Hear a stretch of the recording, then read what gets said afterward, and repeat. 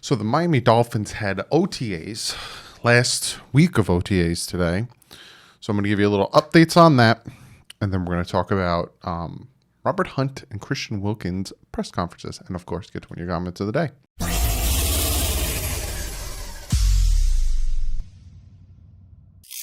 What is up, Fin fans? Yes, I said what we're going to do in the intro.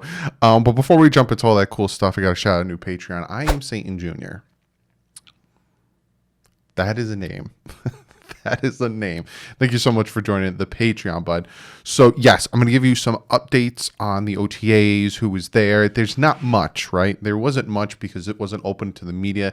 Not kind of like the last Fridays where we got more of an idea of Tua's throwing, being quicker, more of a zip, different, Jalen Waddle fumbling punts. And there's different little tidbits here and there. This wasn't really open to the media. So it's more... You get the little videos that'll pop up when I'm talking about it, and then you get. But for this, it's more, like I said, who's going to be there, but also I'll just get into it right now. Joint practice. The Miami Dolphins are having a joint practice. That was a big announcement from today. They're going to have a joint practice with the Atlanta Falcons. I think the reason they are having this joint practice with the Atlanta Falcons, I think it's because the Atlanta Falcon game is the only home game that the Dolphins have this preseason. They are for week one in Chicago, August 14th, home for the Falcons on August 21st, and then up in Cincinnati on August 28th. So it's the only home game, and that is because they have 9 home games and 8 away games this year. That's the sacrifice you make. So next year, the Dolphins are going to have 2 home games when it comes to their preseason, and then only 8 home games and 9 away. That is the way it works. I think it's the NFC next year will have more home games, and then the year after AFC. It's a back and forth rule situation. But quick little updates from OTAs today, and then, like I said, we will get into essentially the Christian Wilkins and Robert Hunt press conference and all of that jam. Will Fuller was there today. I'll pop up the video of him, Devontae Parker, coming out. It's the first time Will Fuller was there. Very, very happy and ecstatic and just... Yeah. And I think it's because next week is mandatory mini camps. The 15th, the 16th, and the 17th is mandatory mini camps. So he was working out. If you go on his Instagram and stuff, he's posting videos of him working out. So it's not like he's not in shape. But I think now he's going to come in because, again, this is voluntary. All of the guys that aren't there, Ogba, Xavier Howard, all of these guys don't need to be there. It's voluntary. But now, next week, we have mandatory minicamp. So I feel like Will Fuller's coming in just to get a little bit comfortable with the guys before going into mandatory minicamp. Then they're on their break until training camp, which is July 27th. McKinney was there as well for the first time. I'll pop a video of him coming out as well. He looks huge. Very excited to see what he can do, help us in the linebacking core area. But that's about it. That's really all I got for you when it comes to the updates from today. They have OTAs today. They have OTAs tomorrow. They don't have OTAs on the 9th, and then they have their final OTAs on Thursday the 10th. And then, like I said, 15, 16, 17th is mandatory minicamps. Then they're done. July 27th, they come back and training camp. So in between, give you a little behind the scenes, a little in-depth thought process on what I got planned for you on this channel. I'm going to try my best to get some of the Dolphin players to come on, maybe do a 10-minute interview, we'll pick their brain about something, because in between that month, they have time. So I emailed one of them. I'm not going to tell you who.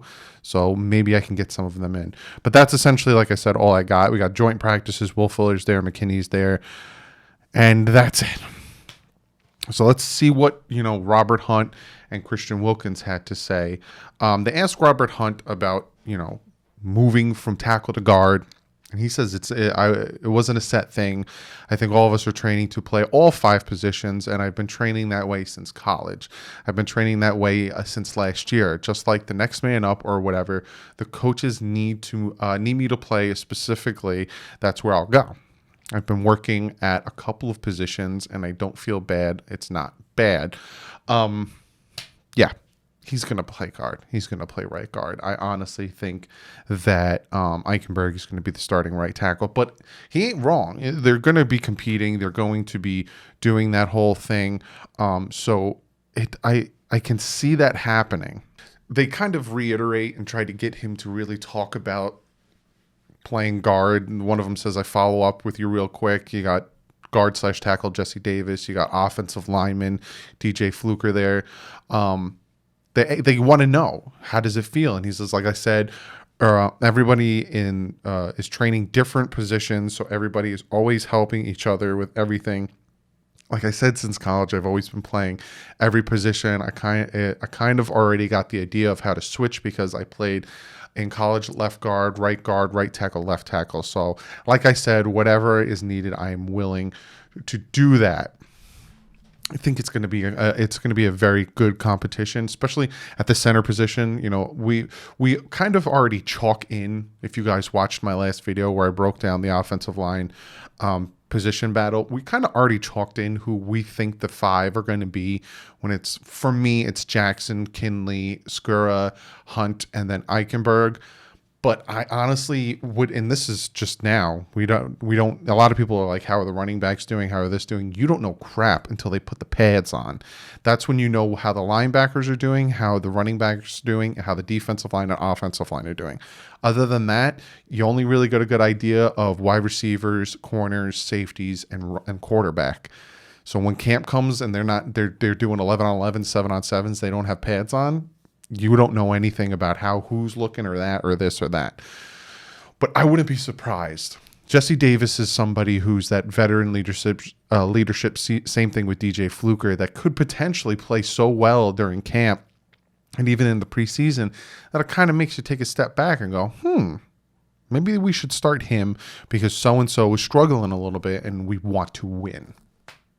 So, yeah, I wouldn't be surprised. But for me, like I said, that's the 5 that I got listed. So then they asked him, being that last year he was a rookie, this year Liam's a rookie, what is his thoughts and does he help him, make him carry his pads? It's kind of like a rookie thing. Back then, rookie hazing used to be completely different, and now it's very tame. He says not just, but all the rookies. I think that, making the transition to pro and stuff. I think we're good.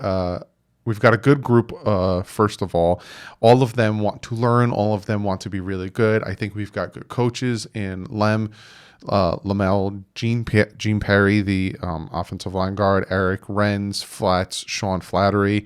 And we've got the older guys. We're still second-year guys, of course. We're not rookies anymore, but we're still learning. We're still very young. We're just trying to teach them, and we're still watching the older guys as well. He's watching, he's learning just like everyone else. He's a great kid, blah, blah, blah. And him saying that also kind of just, as I was reading it, it popped into my head why they kept Jesse Davis there, why they brought in DJ Fluker, why they brought in some of these vets. But mostly for me, bringing in DJ Fluker, why? Because you have an offensive line that is filled with young players, extremely young players, second-year guys, undrafted guys, young players. You need that leadership to come in and to help.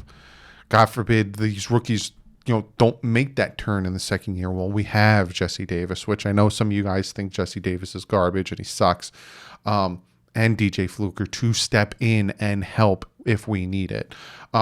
There's other stuff he talked about, but like I said, if you want to see and listen to the full, you can go check it out on the Miami Dolphins YouTube channel. Then they talked to Christian Wilkins, and this is what he had to say. They asked him essentially, what do you think you improved from your first year to second year? He said, yeah, that's definitely a big thing that talked about. I feel like for me personally, I just try to hone my overall craft and game. The biggest thing, we try to get into proper shape to be a pro. Feel like that helped me a lot. And then I was able to work from there, just working on technique, improve as a teammate and a leader and just everything. I feel like I made a lot of strides in a lot of different areas. And you notice that his rookie rookie year, some people called him a bust, which made me laugh. But he's getting better. Last year, he had that interception. He's had a few more sacks. He's a little bit more disruptive. He's getting better as the years go on. And again, you really don't judge a rookie until their third year. So we'll see how he does this year now that he's got even more. This is his third year in this defense, and he knows what what they're looking for him. He says, well, I'm my biggest critic, so I'm working on everything, but definitely I want to be able to feel like I can play at any time, as many snaps as I need, anything like that, run to the ball, get out of a stack, those types of things. Those things I pride myself on, so that's where it starts for me. They asked him essentially, what did he mean by getting in better shape? So, if you look at defensive linemen and you look at the defensive linemen that are disruptive, right? You have the Vince Wilforks, who are big boys. They're just big men that, can move you.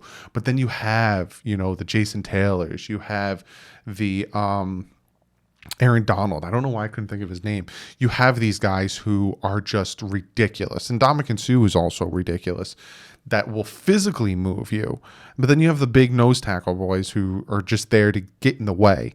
And Christian Wilkins doesn't want to be that I'm here just to get in the way type of defensive lineman. So he is working on getting into better shape. So in another part of his interview, he talked about stats and stuff. And then somebody asked him, stats aren't important to you if there's other underlining things than just looking at the numbers, looking at stats, looking at that stuff.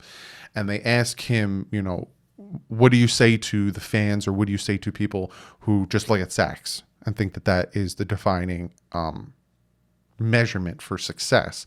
He says, the biggest thing for me is just trying to be a good teammate. I pride myself on the first and foremost. So whatever I'm asked to do, whether it's hold guys up, whether it's to make a play, whether it's to knock guys down, whatever I'm asked to do, I just like to play within the scheme and be the best I can within my role and be a good teammate first. That's number one important thing to me. And that is, and it's important to understand that, especially when it comes to the defensive line and when it comes to defensive tackles. Now, you can say, well, he can be considered a defensive end or whatever. But when it comes to defensive tackles, everyone wants to see the sack numbers, which doesn't make sense because that's not necessarily what you're going to get out of a defensive tackle. And he even said it, I'm a team first guy. And you think, oh God, he's talking about being a good teammate. That's not what we're talking. But then he keeps going. So whatever I'm asked to do, whether it's hold guys up, whether it's to make the play, whether it's to knock guys down, a lot of times defensive tackles, their jobs are, okay, I need you to take on these two guys and open up the lane for the linebacker to get in to stop the run. Or I need you to get double teamed here so then it opens up the stunt on the other side for the defensive end to get around you to get the sack up the middle. Or they'll say, we need you to get after the quarterback. They love to run it up the middle. We need you to shred this guy and make a tackle for a loss. It's 4th and 1 or whatever. So there's different scenarios, different techniques that these defensive tackles go through. And he said it without saying it, but sacks aren't everything for a defensive tackle. Yeah, you have the Aaron Donalds, you have the Ndamukong Suhs who do put up sack numbers, but that's not always everything for some defensive tackles. And then the last thing I'm going to talk about, because we kind of wonder who are going to be the captains now that Bobby McCain's not here, Ryan Fitzpatrick's not here, Kyle Van Noy's not here. They kind of ask him that. You have, this is your third year. You had some, turnover on the defensive side when it comes to veteran leadership. He says, definitely for me, it starts with just the work. You're going to put in the work in the film room, in the weight room, on the field, and then hopefully guys will follow that. It doesn't always have to be a vocal rah-rah guy or anything like that, but really just serving my team is a big thing for me. Whatever anyone needs, rookies, older guys, younger guys, they need someone that they can talk to anything. That's what I pride myself on. So definitely just the work, leading by example, and then always being myself, bringing that energy, bringing the juice to every day, because I really do love the game. As much as it is work, it is a game, and it's a lot of fun. So bring the energy, bring the juice, and just being myself. He essentially what he's saying is I'm a lead by example type guy. And then there's other guys who are the rah-rah guys. There are the guys who, Ray Lewis. type guys who are going to get you there by motivating you, not only by what I'm doing on the field, but giving you something verbally. So very interested to see what Christian Wilkins. There's a lot of players, and I'm going to make a video on this, that I'm interested to see what they do this year. I don't know what I'm going to title it. I think I normally do it every year, like expectations or whatever, or who needs to turn the corner or whatever. Step up. I'm going to say players that Miami Dolphins that need to step up in 2021. Maybe that video will come out next week. Yeah. And Christian Wilkins is one of them. I need to see him continue his progress, but I need to see that jump, because it's a slow, steady climb. And I'm saying I need to, like I'm the coach. I don't mean I'm nobody to Christian Wilkins, but I think as the organization and for the progress of the team, he needs to take a big jump. You got Raekwon Davis right behind him, so you don't want a gotcha situation where all of a sudden you're not really needed anymore because the guys behind you are actually doing better than you.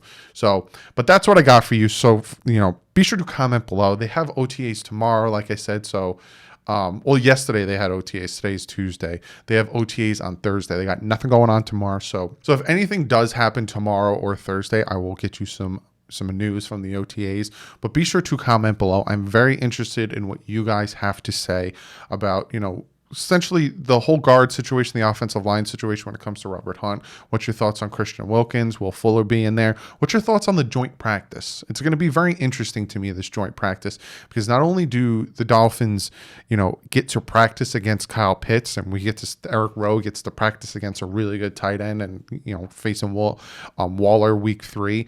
What is your thoughts on the joint practice and all that stuff? Be sure to comment below, and I'm going to get to one of your guys' comments of the day. Now, this comment comes from Donald Young, and he says, comment of the day. Hey, Dougley, with the Titans now obtaining the wide receiver, the services of Julio Jones, can you see the Fins staying pat with their current receiving core and allowing everything to work itself out, or still make a move for a big name player? Enjoy your vids, Fins up. Thank you, Donald. No, I don't think the Dolphins were ever in the sweepstakes of trading for Julio Jones. I don't think they were ever in the sweepstakes really of trading for anybody. I think that they build through the draft and they like who they have. They made the trade for McKinney. I think that was really it. If you notice, they really don't make big, sexy trades. They traded for Breida. It was what, a 4th, 5th round pick. It wasn't anything big or sexy. So I don't see the Dolphins really making a big move. If anything, maybe a running back. If someone who you didn't expect to be on the market, goes on the market. But no, there's the talks out there of quarterback, Aaron Rodgers, the Dolphins going to make the move. No, not saying that I don't want them to. I love Aaron Rodgers. He's an MVP, and you guys know how I feel about Aaron Rodgers. Because if they were going to do it, they would have done it by now, especially with a lot of other players. So I don't think they're going to make any trades. And if they do, I honestly think it'll be at the running back position. Do I see them making signings? Yeah. I think they're sitting pat on Melvin Ingram for a reason. A lot of people are sitting pat on Melvin Ingram because he did meet with the Chiefs as well. So I can see that being a big viable option. So I don't see trades, but I do see signings. But Donald, thank you so much for the comment. Like I said to you guys, they don't have camp tomorrow, being Wednesday, but they do have camp on Thursday, and then minicamp starts on the 15th. So if anything does happen on Thursday, I will get you a video. But I do plan on, writing down and doing that video about who needs to step up in 2021. See, I come up with video ideas while I'm sitting here talking to you. I got a lot of them planned. So if you haven't yet, hit that subscribe button. Also, check out my fantastic stuff over there. Use the promo code DouglieDoWrong. You get yourself 20% off. Check out Miami Sports Music. Got a lot of cool things happening there, especially when the season comes. So be sure to check them out. I have, think, 2 or 3 packages waiting for me at my P.O. box. So the next video, that will be comment of the day. And one of them you guys are going to be very interested in, because I don't want to ruin it, but you guys are going to be interested in it. And I'll tell you why when I open it. But other than that, guys, I'll see you in the next video. Like usual, stay classy. Fins up.